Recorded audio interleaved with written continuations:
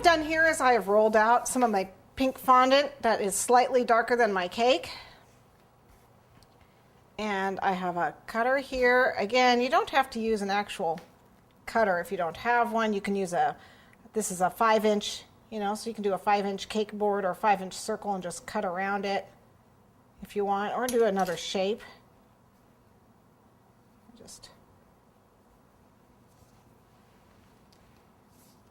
Okay, it's just a little 5-inch plaque, and I'm just going to set it aside and let it dry.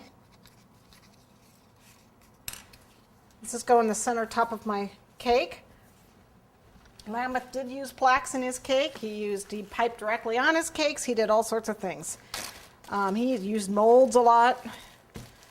So whatever your little heart contents, you're going to update the method anyway. So whatever your client calls for, I'm going to use a plaque because we are going to save our shoes, which is next. Let that dry. What's going on here is I have this pattern that I made, and these are going to be toe shoes. I think they call them point shoes in ballet. I didn't get to take ballet, so if I'm wrong, you'll have to forgive me. But I want 2 ballet shoes on the top of this cake. And what I did is I searched the internet, which is how I found out they were called point shoes, because I couldn't find toe shoes, and found some pictures of ballet shoes. And so I just kind of modeling mine after these. I didn't realize that they had kind of a flat front, but I guess that makes sense so that they can stand on them. And then they're a little curved, or at least they look a little curved. So I'm going to model mine kind of after this as best I can. If you're in ballet, please forgive me for mangling your shoes. But this was the best I could do for the pattern. I'm going to make them out of gum paste. So I've got a little bit of gum paste over here. The reason I'm using gum paste is because these need to be fairly thin and fairly firm. So we're just going to do it out of white gum paste. That's why I made the plaque pink. I have a darker pink here. And then notice that the pink for the plaque matches my sweet piece. So we want to carry the color through.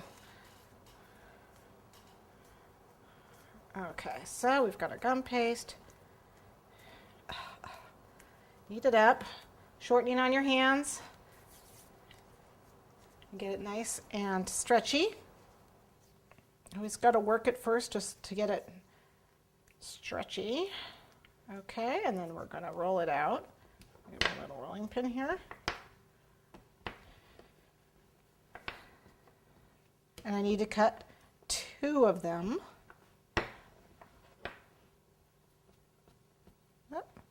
Sticking a little bit, so a little cornstarch on the back so it doesn't stick too terribly. You do want to keep it kind of thick. We're not making flowers, so keep it kind of thick. See that? All right, just a little bit, and I want it to now I do want it to stick to the counter, so I'm going to flip it over so it sticks. Because what I'm going to do is lay the pattern on top and cut it out. And this is it's just what they call a knife tool. You can use a X-Acto knife if you're not doing it on your counter and you don't want to scratch up your counter. You can do it on top of a mat. Oops, I moved it. A little bit of shortening on your pattern will stop you from screwing it up like that. We're okay.